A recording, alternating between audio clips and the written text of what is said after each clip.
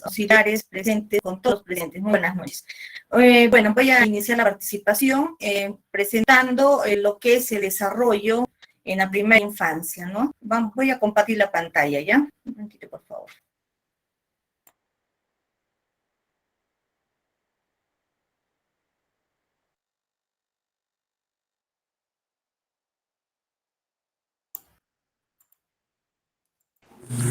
Buenas noches con todos. Buenas noches.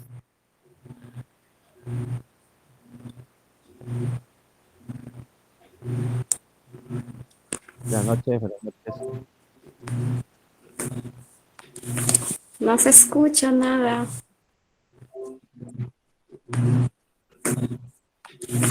No se escucha nada. ¿No se escucha? Ahorita estamos solucionando. ¿Se Sí, escucha? ahora sí se escucha. Ya, Sí, ya estamos sí. escuchando. ¿Ahora sí? Sí. Compañera, Bien. Bueno, perfecto. reiteradas buenas noches con todos los auxiliares participantes. El día de hoy vamos a compartir algo que creo que ustedes están informados, ¿no? Pero hay que refutar ciertas partes de lo que es el desarrollo en la primera infancia, ¿sí? Vamos a tocar, bueno, he querido colocar acá algo importante como una frase, teniendo en cuenta que los primeros años de vida son esenciales, ¿no? Para el desarrollo vital de una persona, ya que en esta etapa la genética y las experiencias con el entorno perfilan la arquitectura del cerebro y diseñan el comportamiento humano. Qué importante es analizar esta frase, ¿no? Porque nos manifiesta, nos dice que los primeros años de vida son importantísimos en el ser humano. Entonces nosotros tenemos que perfilar, ¿no? A cuidar al niño desde que para que el niño pueda desarrollarse en un entorno adecuado, correcto, y nosotros brindarles el estímulo necesario, los aprendizajes necesarios para que él pueda desarrollarse. Entonces, esta primera etapa del ser humano es importantísima, ¿no? Vamos a ver esta etapa del desarrollo en la primera infancia, abarcamos desde que el niño nace hasta la edad de los 7 años. Aquí también tenemos que tener en cuenta algo, las edades obviamente son referentes. Los 5, de 0 hasta los 6 años, incluso de 0 hasta los 8 años. Bueno, esto tiene que ver mucho también con que cómo evoluciona el ser humano, ¿no? Desde que nace, cómo va desarrollándose, qué aspectos van desarrollándose en él, y es importante tener en cuenta ello. Por eso es que las edades son referenciales, porque ningún ser humano evoluciona o desarrolla de la misma manera que otro. Cada uno es eminentemente individual, tiene un desarrollo exclusivo. Cada ser humano desarrolla de diversas formas, ¿no? Va a desarrollar aprendizajes, va a aprender, va a crecer, pero cada uno con sus propios va a abarcar desde el nacimiento hasta los 7 años de edad. La primera infancia nos dice que está marcada por el desarrollo físico. Vamos a tocar, son varios aspectos importantes en el desarrollo del ser humano. Primero vamos a tocar ese aspecto tan importante como es el desarrollo físico en nuestro niño. ¿Qué se va a dar acá? El niño desde que nace, ¿verdad? Va a crecer. Ese crecimiento tiene que ver con el lado de la madurez, ¿no? Y el crecimiento en estos dos puntos tendríamos que hablar en lo que es la madurez. El niño va a ir madurando en algunos aprendizajes desde el momento en que nace, ¿sí? Tanto vamos a ver cómo el cerebro emite órdenes a nuestro cuerpo en determinados aprendizajes. En nuestro cerebro se va a dar determinadas conexiones sinápticas, ¿no? A través de los neurotransmisores, y todo ello va a permitir que el niño vaya madurando para lograr determinados aprendizajes. Eso por un lado.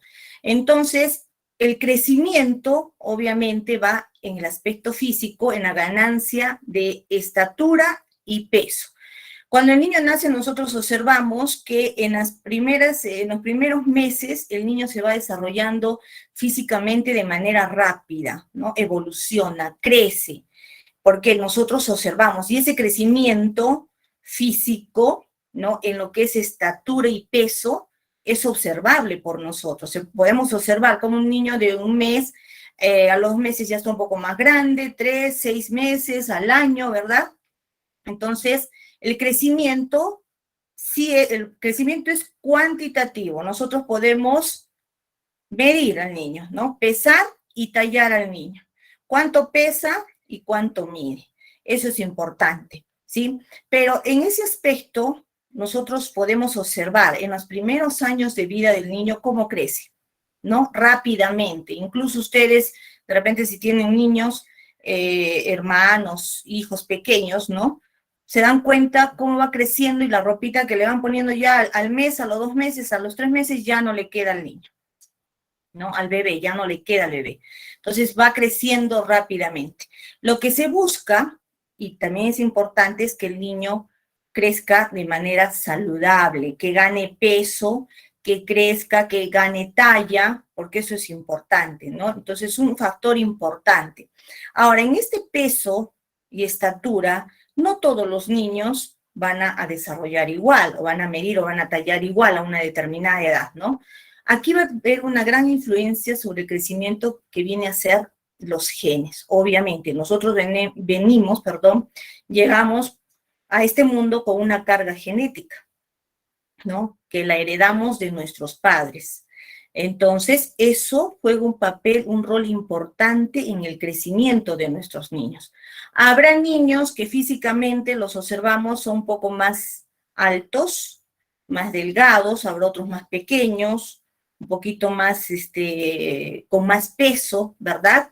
Y eso tiene que ver también con este factor genético. A veces nos preocupamos, ¿no? En el aula cuando recibimos niños pequeños y observamos que son demasiado delgaditos, ¿no? Con un crecimiento muy lento, o los vemos muy bajitos para la edad que tienen. Aquí también tenemos que tener en cuenta ello, ¿no? Ese aspecto de carácter genético, ¿sí? Tenemos que ver toda la carga hereditaria con la que llega el niño. Obviamente no vamos a pretender que de padres, de repente de baja estatura, nuestro niño sea alto, ¿no? Tenga una talla bastante considerable.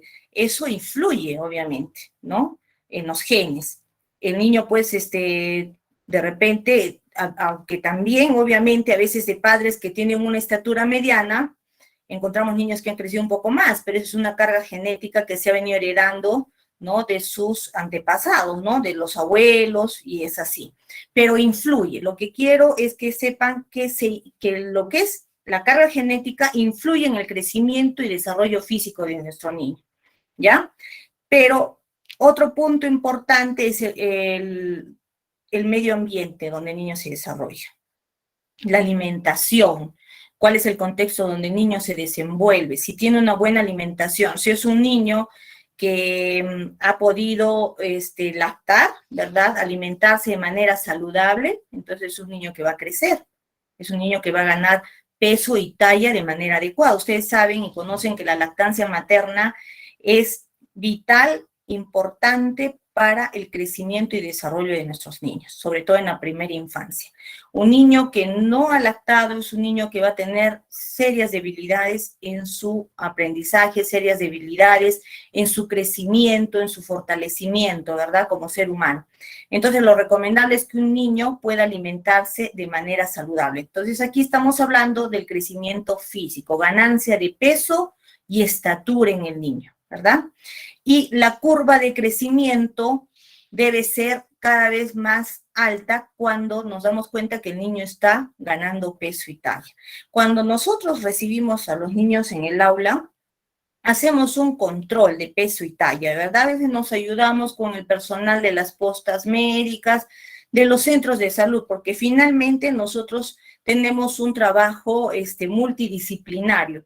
nos servimos o nos apoyamos en otros profesionales para poder velar por el desarrollo adecuado de nuestros niños. En este caso, si la posta médica puede apoyarnos en el peso y talla de nuestros niños, creo que sería lo más adecuado. Pero nosotros también podemos hacerlo, ¿verdad? Podemos pesar y tallar a nuestros niños. Y es más, cuando los recibimos, nosotros revisamos su carnet de vacunas y estamos viendo, ¿no?, en la curva de crecimiento, si ha ganado peso y talla. ¿No? ¿Cómo se mide el estado nutricional de un niño en peso y talla? Ganancia del peso y de la talla, ¿verdad? Si un niño ha ganado peso, si ha ganado talla, se está desarrollando de manera adecuada.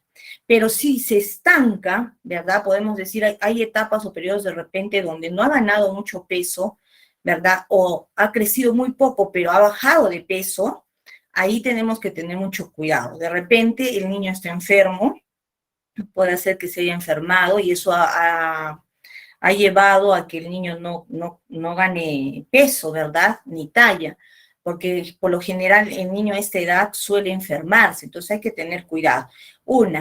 Puede ser ese estado de salud o puede ser una inadecuada alimentación, ¿verdad? Que no alimentamos de manera correcta a ese niño. Niño que no lacta, niño que no recibe una alimentación basada en nutrientes, ¿verdad?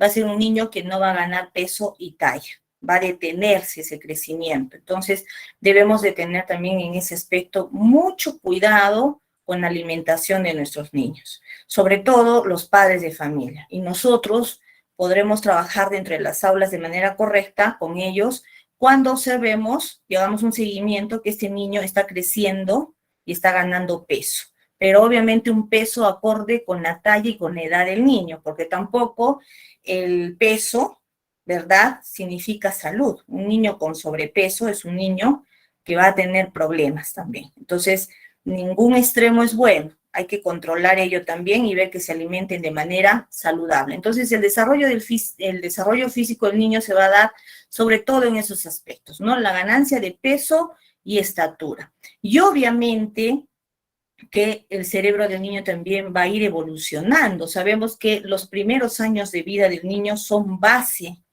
para su desarrollo físico, emocional, cognitivo, ¿verdad?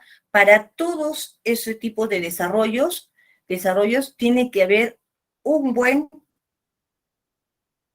madurez y un buen desarrollo y estímulo para que el niño pueda crecer de manera saludable, ¿no? Entonces, se dice que este periodo es el más acelerado en cuanto a la recepción de los estímulos externos. El niño, podemos decir que es como una esponjita. Entre más estímulos nosotros como adultos, como docentes, podamos brindarle al niño, el niño va a tener mejores aprendizajes. No solo aprendizajes en el aspecto cognitivo, sino aprendizajes en su vida cotidiana, ¿verdad? Lo que queremos es que el niño crezca de manera integral, ¿ya? Y cuando decimos integral, queremos que un niño desarrolle no solamente físicamente, en todos los aspectos, ¿ya? Entonces, es importante que estimulemos, es importante que revisemos cómo está creciendo ese niño, ¿no? Si hay una buena alimentación, si es un niño que recibe cariño, que recibe afecto, ¿verdad? Y cuidar el desarrollo físico de ¿no? Entonces, físicamente tiene que estar bien, ¿no? Y por consecuencia, cuando un niño está físicamente bien, va a poder desarrollar otros aspectos de su evolución, ¿no? Habilidades, destrezas, como nosotros lo decimos dentro del aula, ¿no? Va a desarrollar algunas competencias, capacidades, que es lo que buscamos en la medida que nosotros velemos también por ese desarrollo físico del niño. Obviamente que nuestro trabajo es un trabajo en conjunto con los padres de familia, ¿no? Nosotros quedamos, podemos decir, no en un segundo plano, pero sí la responsabilidad de un buen desarrollo físico de nuestros niños es de la familia, ¿no? Yo siempre digo, la familia es la base de todo. Si la familia se enfoca en que su niño crezca de manera saludable, que no le falte una buena alimentación, y para una buena alimentación No requerimos tampoco de tener grandes cantidades de dinero, sino simplemente saber qué alimentos son nutritivos y qué alimentos pueden recibir nuestros niños a esa edad. Acostumbrarlos desde pequeños a una alimentación saludable, ¿no? Eso se va a reflejar en su crecimiento, en la ganancia de peso, porque niños que consumen alimentos chatarra, vamos a observar que no tiene un crecimiento adecuado. Y obviamente es un niño que va a estar muy delgado, nos vamos a dar cuenta de repente que tiene incluso desnutrición, que creo que ahora, de acuerdo a la data que tenemos, ¿no?, del Ministerio de Salud, nuevamente nuestros niños están padeciendo de desnutrición. Entonces, mucho cuidado con ello, ¿no? Conversemos con los padres de familia para ver de qué manera pueden ellos mejorar la alimentación de sus niños para que puedan tener un buen desarrollo físico. Entonces, finalmente sabemos que el desarrollo físico del niño lo podemos medir, ¿no?, de manera cuantitativa, pesando y tallando. Y también nos podemos dar cuenta de su evolución en el grado de madurez neurológica que tiene el niño, si ha desarrollado determinados aspectos de su aprendizaje en el caminar, gatear, como vamos a ver, ¿no? Muy bien.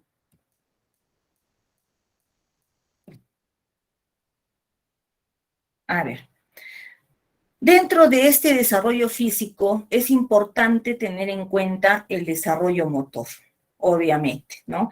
El niño tiene que desarrollar el aspecto motor, de movimiento. ¿Cómo vamos a ver cómo el niño cuando nace, ¿verdad? Lo encontramos echadito, lo colocamos en la cuna, pero todavía podemos observar que ese niño, ese bebé, en este caso, no puede moverse, ¿verdad? No tiene control todavía de la cabeza, no puede hacer determinados movimientos. No ha desarrollado todavía el aspecto motor. Eso es importante.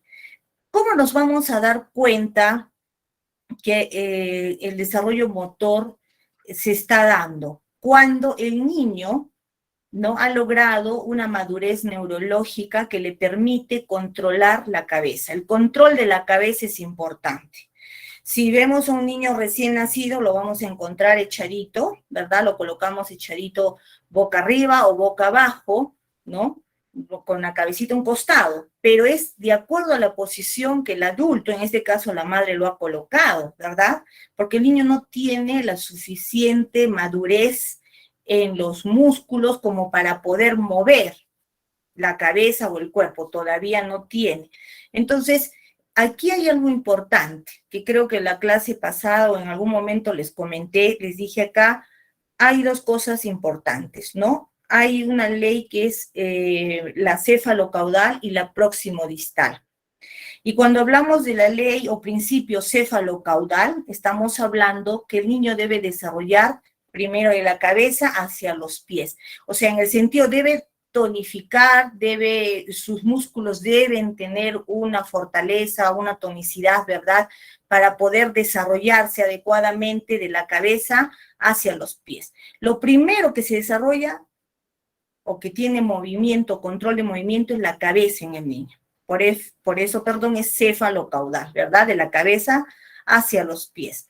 Y ahí podemos ver cómo el niño, cuando nace a los primeros meses, ¿verdad?, empieza a tener ese movimiento. Lo ponemos costado, boca abajo, pero él impulsa un poco con fuerza, ¿no? Levanta y mueve la cabeza hacia el otro lado. Entonces se está dando este movimiento, este control de la cabeza, pero todavía de un lado a otro. Todavía no tiene la suficiente madurez como para, y fortaleza física como para sostener la cabeza, ¿no? Entonces el niño pequeño permanece echado. Puede mover de un momento a otro la cabecita de un lado a otro, pero todavía cuando lo levantamos, ¿verdad?, nos damos cuenta que su cabecita se está moviendo para un lado. No tiene todavía esa tonicidad en los músculos, todavía no hay ese grado de madurez, obviamente, que debe darse y que se va a dar poco a poco para poder controlar el movimiento de la cabeza. Entonces, lo que quiero que veamos acá es cómo este desarrollo motor se va dando de manera escalonada, ¿verdad?, paso a paso, para que el niño llegue a la posición de pararse ¿no? Erguido. Entonces, es todo un proceso. Eso no es, de repente que nosotros estimulemos. Aquí hay que diferenciar algo. Cuando nosotros hablamos de estimulación, y por ejemplo en estas primeras etapas del niño, del desarrollo del niño, podemos estimular, sí, podemos masajear al niño también, pero obviamente, ¿qué es lo que determina que el niño finalmente tenga control en su cabecita? El cerebro, ¿verdad?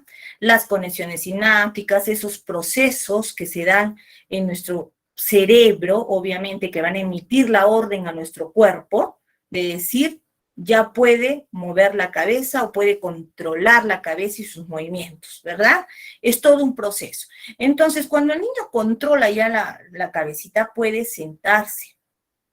A los 4 meses más o menos, ¿no? 4 y 5 meses, podemos decir, lo podemos sentar, pero con apoyo, ¿verdad? Con apoyo hacia alrededor, con almohadones, en la cama, en la cuna, lo podemos sentar. Todavía como que se cae a los lados, todavía falta desarrollarse algunos aspectos físicamente para poder lograr sentarse de manera correcta. Las formas de desplazamiento, obviamente, antes de caminar, ¿cuáles son? Cuando el niño se sienta, ¿verdad? Entre los 4 y 5 meses, como hemos dicho hace un momento, apoyado con almohadas, luego va a poder desplazarse de algunas formas para poder llegar a pararse. Primero, después de haberse sentado, obviamente, va a poder rectar. Cuando lo colocamos boca abajo, el niño ya empieza a tener un poco más de tonicidad en sus músculos, ¿verdad?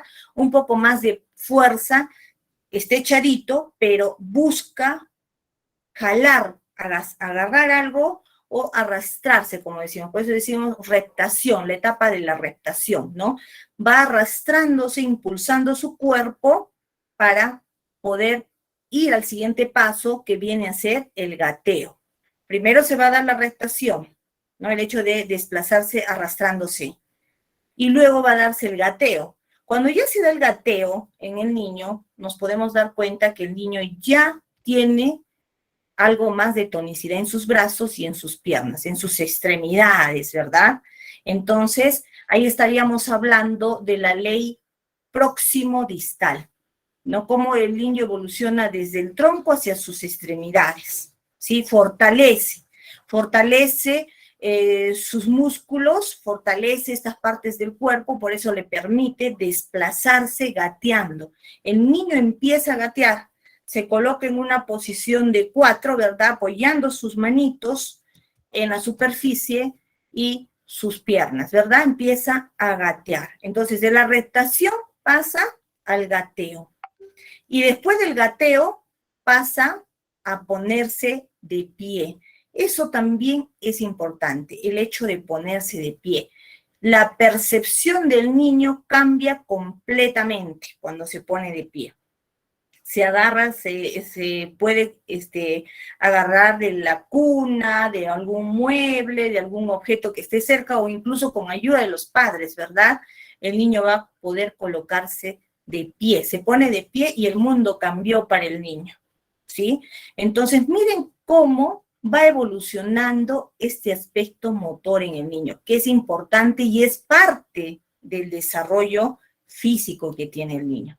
¿Ven? Si nosotros tenemos un niño saludable, bien alimentado, es un niño que va a poder desarrollar ese control motor, mover la cabeza, va a poder desplazarse, va a poder gatear, va a poder reptar, se va a poner de pie, ¿no? Y al ponerse de pie, obviamente con ayuda, va a iniciar a dar sus primeros pasos. Y aquí también hay otro punto importante en el desarrollo del niño, ¿no? El desarrollo físico y el desarrollo motor.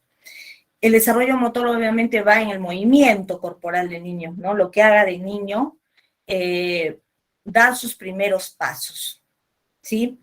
Cuando hablamos de madurez neurológica, estamos hablando de que todos los niños no van a llegar a caminar a los 12 meses al año, ¿no? Algunos van a llegar a caminar al año y 2 meses, algunos al año y 3 meses, al año y 4 meses, ¿verdad? ¿Por qué? ¿Qué ocurre ahí? Porque a veces pretendemos que todos los niños dicen, no, al año ya deben llegar caminando. A ver, ¿qué le ha faltado? ¿Estímulo? No, de repente sí ha tenido estimulación, ¿verdad? Para poder dar sus primeros pasos. Aquí lo importante es si su cerebro ha emitido la orden a su cuerpo que está maduro para caminar.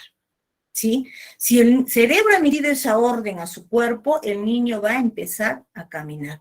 Pero vuelvo a reiterar, cada ser humano es completamente diferente. Cada niño evoluciona y desarrolla de diversa manera, de diferente manera que otro.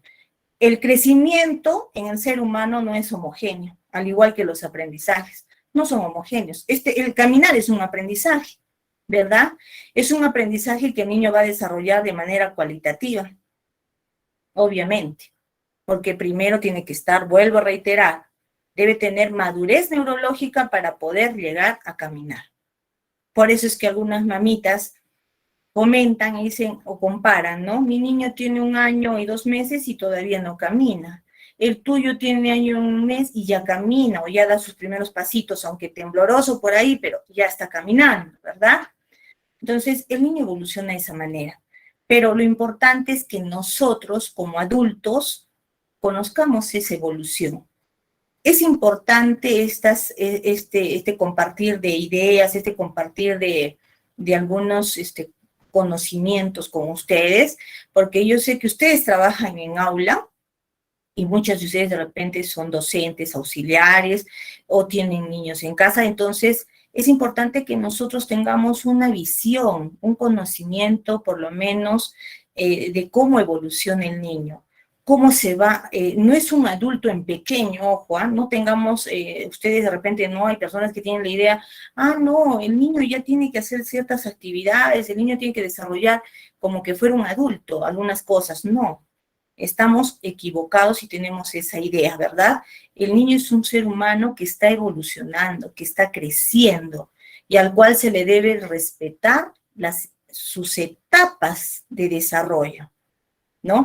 Ayudarlo, estimularlo, creo que eso es lo importante en el camino, ir estimulando a nuestros niños para que crezcan de manera saludable. En este caso estamos todavía hablando del aspecto del desarrollo físico y dentro de ello el desarrollo motor. ¿Cuáles son esos movimientos, verdad? Y finalmente cuando se pone de pie, ya el niño empieza a caminar y el mundo cambió, les decía, ¿verdad? ¿Por qué cambió? Porque de estar echadito y observar solamente el techo o algunas cositas por ahí que les mostramos, ¿verdad? O cuando lo sentamos podía visualizar algo, ahora ya es capaz de observar todo lo que está en su contexto. Todo. ¿No? Queda maravillado el niño, impresionado con todo lo que le permite observar, ¿no? El sentido de la vista y también con lo que va a poder aprender a través de los otros sentidos, porque ya va a poder caminar, agarrar, correr, gatear, saltar, hacer determinadas actividades, ¿verdad? Cuando ya ha desarrollado su aspecto motor. Eso es muy, muy importante, sobre todo el desarrollo motor grueso, ¿verdad? El que estamos diciendo, que el niño empiece a gatear, empiece a caminar, camina, ¿verdad? Y empieza a correr, saltar, y finalmente ya es un niño que puede tener determinado tipo de coordinación en sus movimientos, ¿no? Corporales, ¿no? Si observamos, un niño pequeño de 2, 3 años todavía tiene ciertas dificultades cuando corre, porque por ahí se cae, se vuelve a levantar y por ahí, ¿no? ¿Por qué? Porque todavía falta llegar a la madurez completa, que haya un buen desarrollo motor grueso, movimientos de sus brazos, de sus piernas, que son movimientos globales, que luego tienen que tener independización segmentaria, ¿verdad? En el caso del brazo, en el caso de las piernas, niños que de repente le decimos, corre, mira, ya está la pelota, pero va corriendo hacia el punto que le hemos dicho, hacia la pelota, pero se va hacia un lado, hacia el otro. Todavía no hay buena coordinación motora, ¿no? Coordinación motora gruesa. Entonces nos interesa estimular en el niño ese aspecto. Ahora, si hablamos del desarrollo de la coordinación entre los ojos y las manos, ya estamos hablando de una coordinación motora fina. Nuestro niño va a desarrollar esos dos aspectos, el desarrollo motor grueso. Dentro del desarrollo motor está la coordinación motora gruesa y la coordinación motora fina. Ambos tenemos que ir estimulando nosotros, ¿no? El hecho que camine, que pueda saltar en un pie, que pueda correr, ¿no? Y también que pueda tener coordinación motora fina o coordinación ojo-mano, pie, que en ese caso ya es un poco más complejo, ¿no? Hay que tratar de dar actividades al niño que le permitan desarrollar este tipo de coordinación, ¿no? Todo lo que el niño ve finalmente va a poder tocar, va a poder sentir a través del tacto. Camina, mueve en esta coordinación de ojo-mano, ¿verdad? Cuando juega, cuando corre, podemos observar ello. Entonces, es importante lo que es el desarrollo motor en nuestro niño. Vamos a ver también el desarrollo intelectual, ¿sí? O el desarrollo cognitivo, importante dentro de todo el desarrollo del ser humano, ¿no?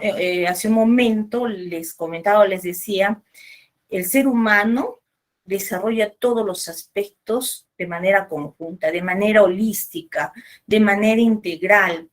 No desarrollamos por partes, ¿verdad? Voy a estimular solamente el aspecto cognitivo. No, desarrollamos todo de manera integral porque va evolucionando desde ese punto de vista, ¿no? Todo en conjunto como ser humano. Entonces, cuando estamos hablando del desarrollo intelectual del niño, estamos hablando del desarrollo cognitivo, de sus aprendizajes. Pero para llegar a este desarrollo ha tenido que pasar, ¿verdad? Y tiene que ir evolucionando en lo que es el desarrollo físico.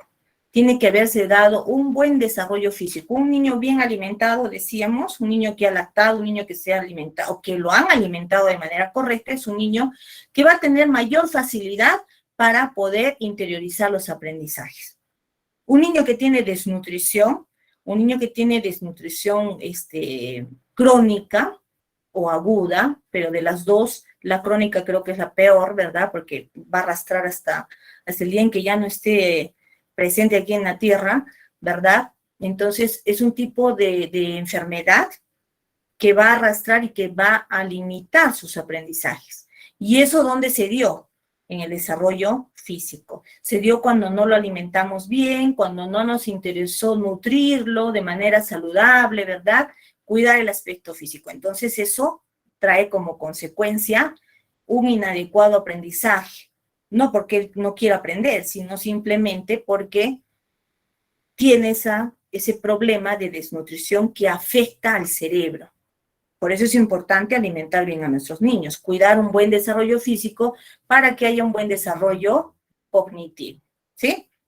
Ahora, dentro de este desarrollo cognitivo, ya la parte de los estadios solamente los voy a mencionar porque eso ustedes ya lo conocen, ¿no? La teoría de Piaget, que nos habla del desarrollo cognitivo del niño, que lo divide en 4 estadios, ¿verdad? Que es el desarrollo o el estadio de la etapa sensorio-motriz, la preoperacional, la operacional y la de operaciones concretas, ¿no? Cómo evoluciona. Pero dentro de esto yo quería tocar algo importante, que es el aspecto del aprendizaje de nuestros niños. ¿Cómo aprenden nuestros niños? Nuestros niños van a aprender a través de las experiencias que nosotros le brindemos. Nuestros niños van a aprender en la medida que nosotros les demos la oportunidad de poder enfocarse o tener o desarrollar todos sus sentidos en ese aprendizaje. Quiere decir que el niño tiene que tener las experiencias necesarias, ¿verdad? De poder tocar, mirar, saborear, oler, ¿verdad? Entrar a tallar todos los sentidos para que pueda interiorizar los aprendizajes, ¿sí? ¿Por qué? Porque si el niño está en esa etapa, ¿verdad? Está en la etapa operacional, preoperacional, no llegamos todavía a las de las operaciones abstractas, todavía no. Nuestro niño no está en esa etapa. Entonces, sus aprendizajes son concretos. En la medida que nosotros le demos el objeto y lo hagamos vivir experiencias directas, ese niño va a tener mejores aprendizajes. Ahora, ¿por qué he puesto la función simbólica? Porque es importante conocer cómo el niño va estructurando su pensamiento, ¿verdad? Un niño pequeño, regresando a un niño de meses de nacido, los primeros meses, ¿verdad? Cuando nosotros le mostramos algún objeto, para el niño en ese momento el objeto no existe, ¿verdad? Existe cuando le damos el objeto. Si le alcanzamos una sonaja, esa sonaja, existe en el aquí y ahora, en el momento presente. Pero si nosotros guardamos la sonaja, el niño no tiene en su cabecita todavía la imagen de ese objeto, no lo puede recordar. Entonces, ahí entra a tallar esta función simbólica que es importante para la formación del pensamiento en el niño y que luego pueda desarrollar su lenguaje, que es parte del desarrollo cognitivo del niño. Entonces, ¿qué cosa será la función simbólica? Si estamos diciendo que el niño tiene que tener presente en las primeras etapas de su vida los objetos, ¿verdad? Para poder que existan para él.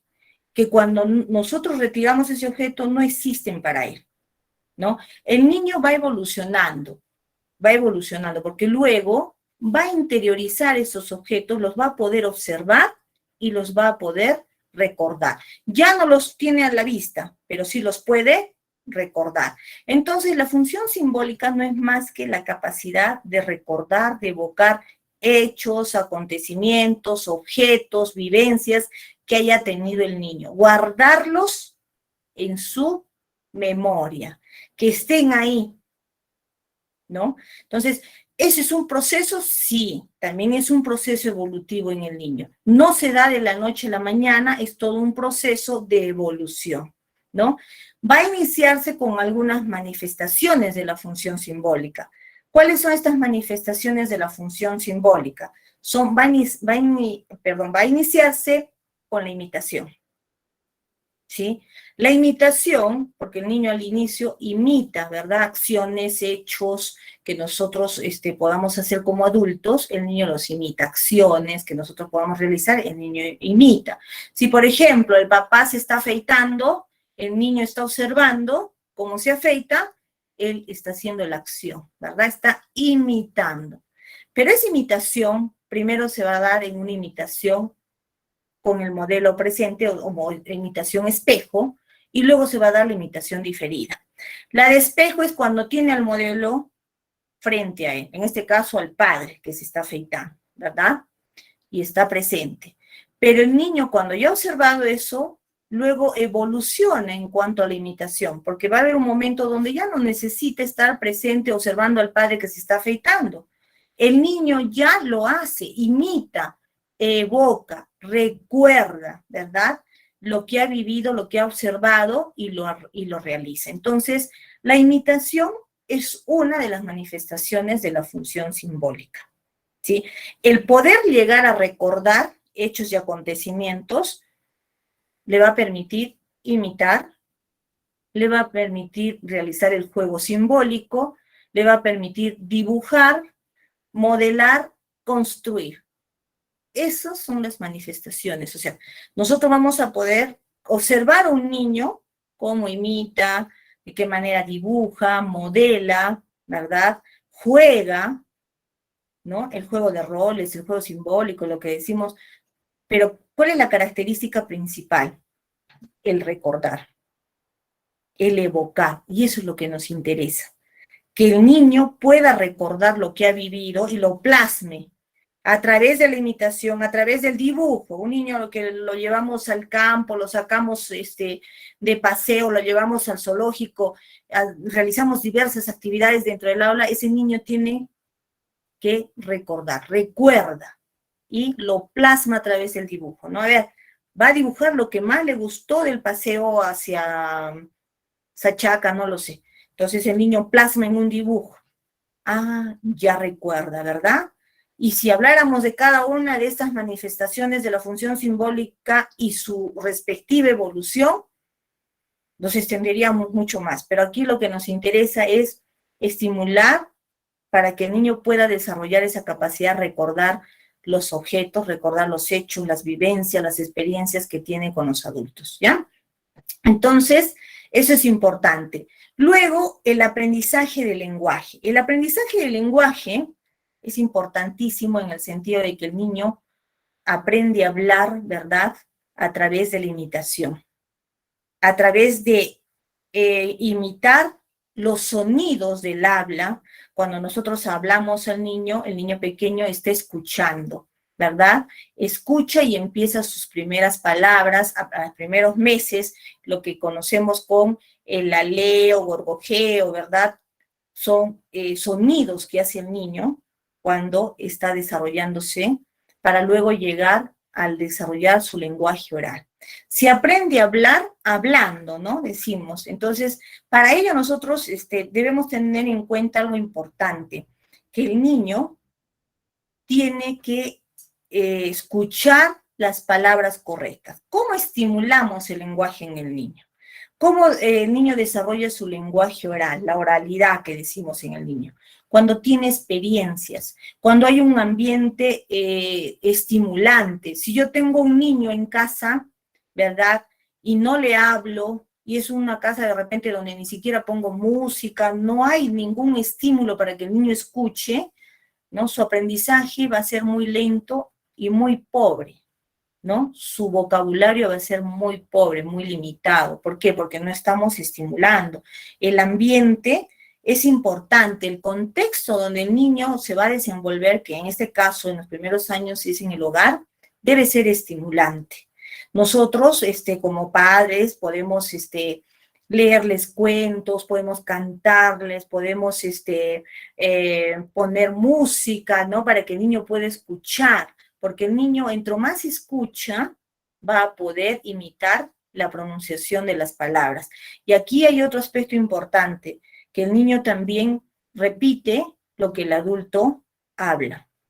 Entonces, si queremos que desarrolle un lenguaje oral adecuado, nosotros tenemos que también hablar de manera adecuada, pronunciar las palabras de manera correcta y adecuada, ¿sí? Entonces, su aprendizaje es importante, ¿ya? El aprendizaje del lenguaje, el desarrollo de la oralidad en el niño. Esto le va a aperturar mayor campo de acción para él, ¿no? Si antes solamente podía escuchar, ¿no? Y de repente quería algo, señalaba con el dedo o hacía un sonido y el padre le alcanzaba el biberón o el juguete, para él ya es un gran avance cuando él mismo puede pedir, ¿no? Dame, quiero, ¿no? Me gusta, no sé, quiere ese juguete.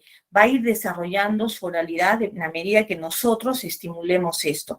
Y esto parte desde el hogar, pero nosotros también dentro del aula cumplimos un rol importante cuando ayudamos al niño en ello, ¿no? Ayudamos a que la pronunciación sea adecuada. ¿En qué sentido? Que nosotros no podemos estar hablando de repente con muchos diminutivos. Por lo general, la docente de educación inicial o los docentes que trabajan con niños pequeños, ¿no?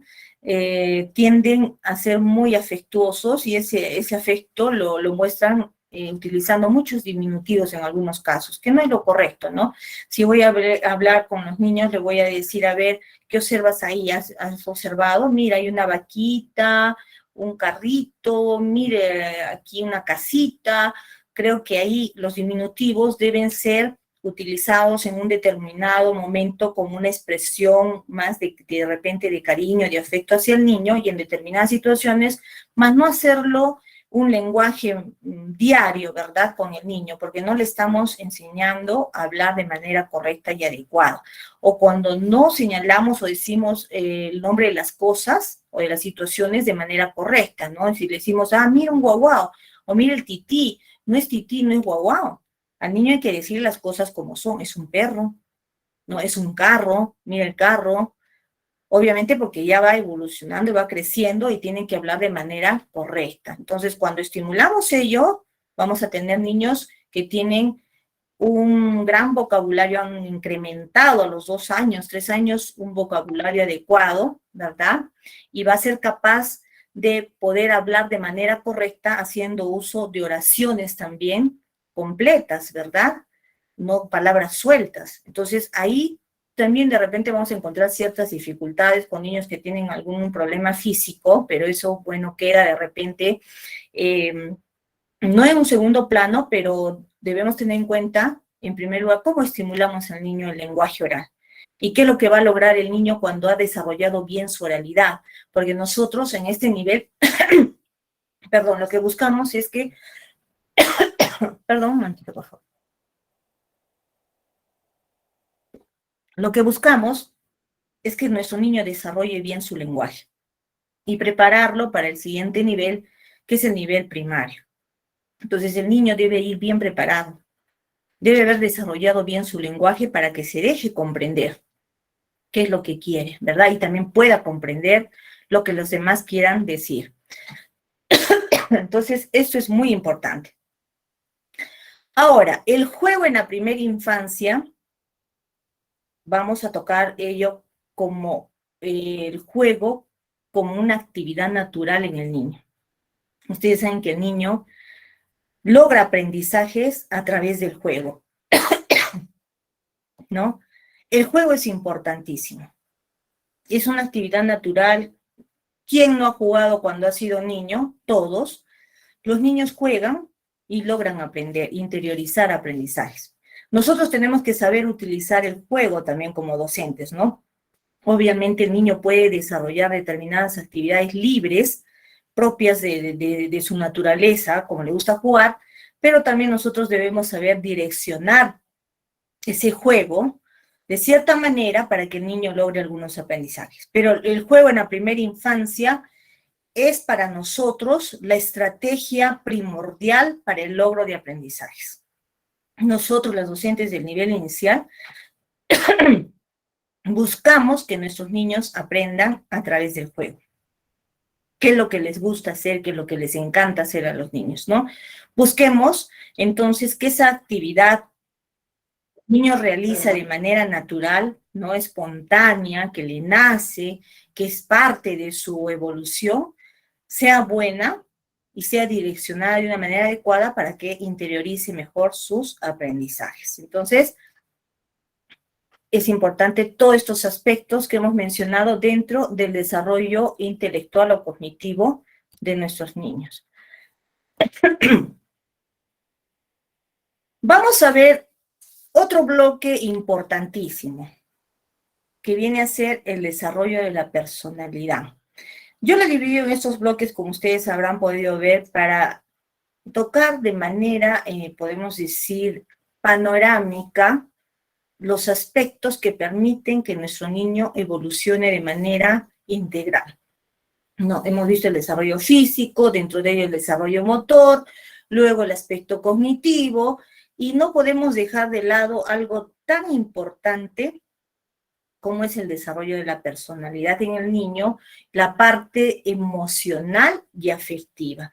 Creo que esta es uno de los desarrollos a los cuales nosotros debemos abocarnos y enfocarnos en que el niño reciba el afecto adecuado, necesario para que crezca de manera saludable, ¿no? Los afectos son importantes en estas primeras edades.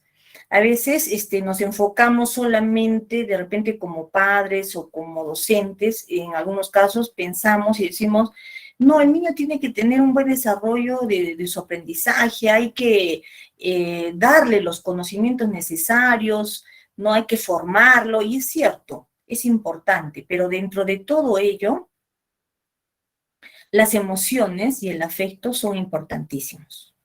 Un niño que tiene problemas en este aspecto, de desarrollar sus emociones, de expresarse, de sentir que no lo quieren de repente, son situaciones que van a limitar el desarrollo cognitivo, ¿no? Entonces, creo que es la edad donde el niño debe recibir ese cariño y ese afecto para poder desarrollar todo lo demás.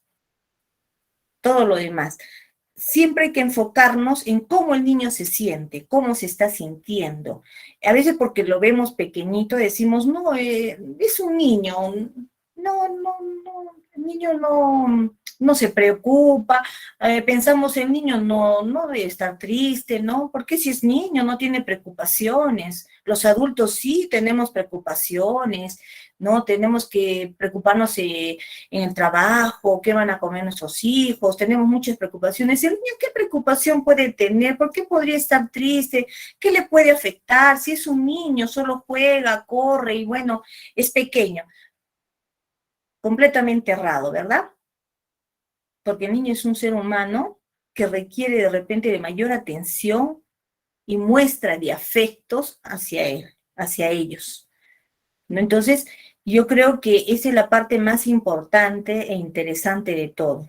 Nosotros tenemos que dar ese afecto a los niños, ¿no? Tenemos que ser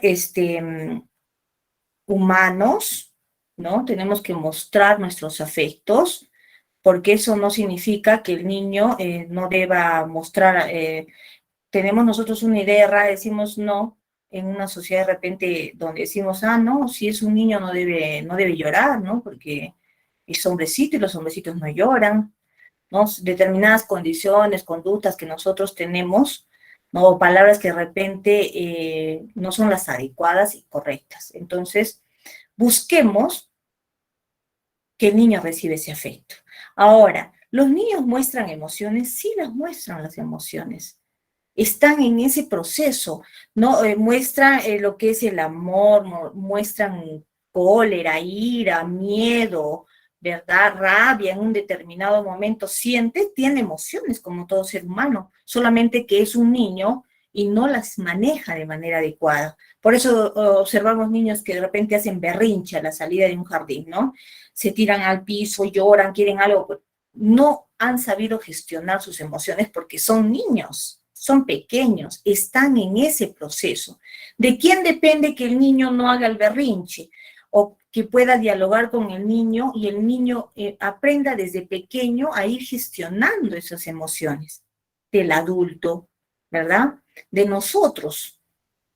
Es importante que nosotros enseñemos al niño desde pequeño a tener poquito a poco esa inteligencia emocional de la que tanto hablamos los adultos, ¿verdad? Hay que tener inteligencia emocional, pero decimos y no lo hacemos. En un determinado momento el niño se llena de ira porque no le dieron un juguete, ¿verdad? O peleó con un compañero y viene el adulto y encima grita o quiere jalar a uno, separar al otro, sin tener en cuenta que debe preguntar, a ver, ¿qué pasó? ¿Qué ocurrió? Y hacerlo entrar en razón al niño, a ver, ¿por qué ha reaccionado de esa forma? ¿Por qué le ha quitado el juguete? ¿Por qué le ha arañado? ¿Por qué ha golpeado, empujado a su compañero? ¿Por qué se llenó de ira? ¿No? Porque es un ser humano que está evolucionando, es un ser humano que siente esas emociones negativas, sí, positivas de repente también de alegría, ¿no? De satisfacción, pero las negativas no las sabe gestionar, está evolucionando en ello y eso es importante, controlar en el niño ello, que sepa reconocer qué ocurrió, qué generó, por qué lo golpeó al otro niño, o por qué le lanzó con lo que tenía en la mano y lastimó al otro niño, porque se llenó de ira. Entonces las emociones es un tema muy importante para nosotros en la actualidad, ¿no? Yo les reiteraba y les decía hace un momento, nos enfocamos en llenar la cabeza de conocimientos en nuestros estudiantes, pero dejamos de lado el otro aspecto tan importante como es el de las emociones, como el emotivo, como el hecho de formar en el niño o inculcar los valores del respeto, solidaridad, honestidad, ¿verdad? Olvidamos ese aspecto por llenar la cabeza de conocimientos, nada más. Nos enfocamos, creo que nos salimos del camino y nos vamos a un camino equivocado. No totalmente equivocado, porque bueno, sí, el niño tiene que aprender, sí, pero enseñémosles también, ayudémosles a gestionar sus emociones, ayudemos a que él reconozca sus propias emociones, qué es lo que está sintiendo en ese momento, ¿no? Entonces, es un proceso bastante amplio, que tiene que ver con la formación de la personalidad, obviamente, en el niño. No se está iniciando en ello. Acá, por ejemplo, si hablamos de formación de su personalidad, que se vaya formando en ello, primero tenemos que hablar de que primero tiene que ver su identidad, ¿no? ¿Quién es él? ¿Quién es ella? Tener un autoconcepto. Ahora ustedes dirán de repente, ¿y cómo el niño va a tener su autoconcepto? ¿Cómo va a tener, cómo le decimos a ver qué es su autoimagen, su autoestima? No tenemos que darle un concepto al niño. Estaríamos equivocados si habláramos de un concepto a un niño pequeño. Nosotros como adultos sabemos qué es ello, pero nosotros tenemos que buscar la manera de que el niño interiorice estos aspectos y que los reconozca. Por ejemplo, cuando hablo de autoconcepto, que el niño diga, a ver, ¿cómo es él? ¿Cómo eres tú en casa? A ver, ¿cómo te comportas? Ah, yo soy bueno, ¿no? Dicen, yo soy bueno, yo ayudo a mi mamá, yo quiero a mi mamá, a mi papá, a mis hermanos. Ah, está dando a conocer un autoconcepto de él, ¿cómo es?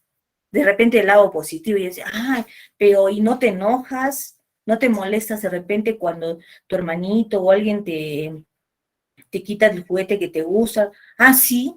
O de repente alguien por ahí dirá, no, yo sí le presto. Otro dirá, no, yo no le presto, ¿verdad? Yo sí me molesto. Entonces está dando un autoconcepto acorde con su edad, obviamente. Pero ¿quién está direccionando eso? Nosotros. Y en cuanto a la autoimagen, obviamente también nosotros podemos hacer que el niño se observe, ¿no? En un espejo, que se observe.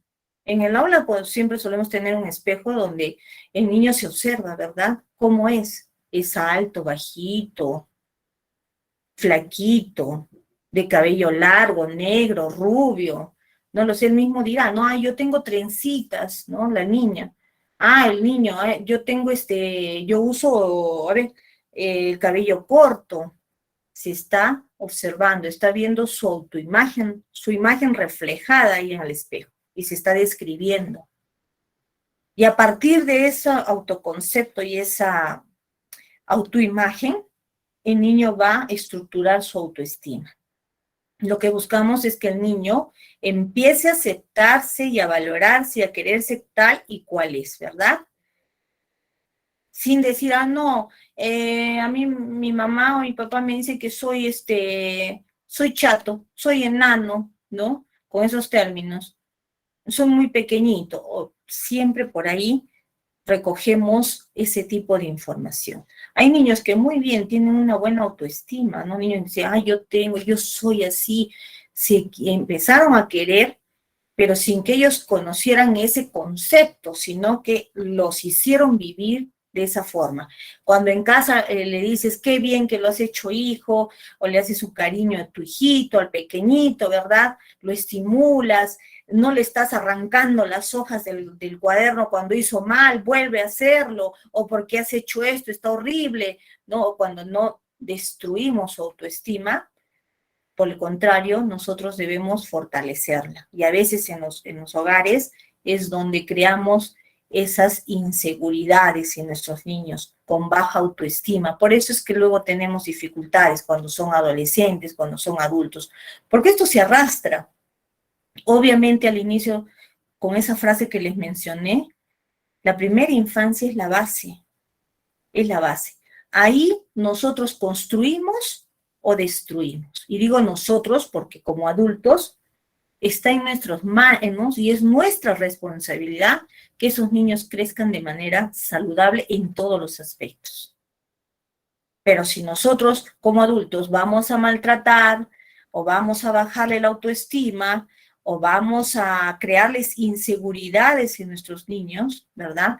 El niño que está constantemente preguntando, a ver, Miss, ¿está bien? ¿Está bien lo que he hecho? A ver, ¿está bien lo que he dibujado? ¿Está bien? ¿Así lo pinto? Ese niño es un niño inseguro. Ese niño ha recibido algún aspecto, alguna situación, ha vivido, perdón, una situación negativa. Ténganlo por seguro, porque si no, no sería inseguro. Ha vivido una situación negativa. Entonces, en nuestras manos está formar esto en nuestros niños, desarrollar este aspecto, ¿no? Crear un buen autoconcepto, que se defina con sus propias palabras como él desee, que refleje la autoimagen, que se valore como es, que se quiera como es, chaparrito, alto, bajito, gordito, moreno, blanquito, no lo sé, pero que se observe y se quiera como es, y nosotros apoyar en eso. Eso es la autoestima, ¿no? Y eso le va a dar seguridad, confianza en sí mismo y en el mundo que lo rodea. Tiene confianza cuando nosotros hemos generado eso en ellos.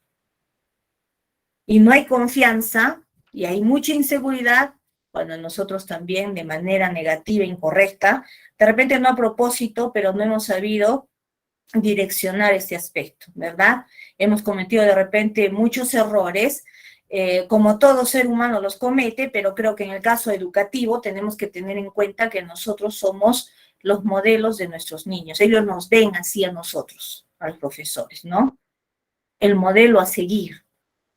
Si no me controlo, o no controlo mis emociones, si la primera en gritar, la primera en maltratar a un niño, cállate, siéntate, no corras, no hagas, esto no se hace, hay que saber corregir al niño.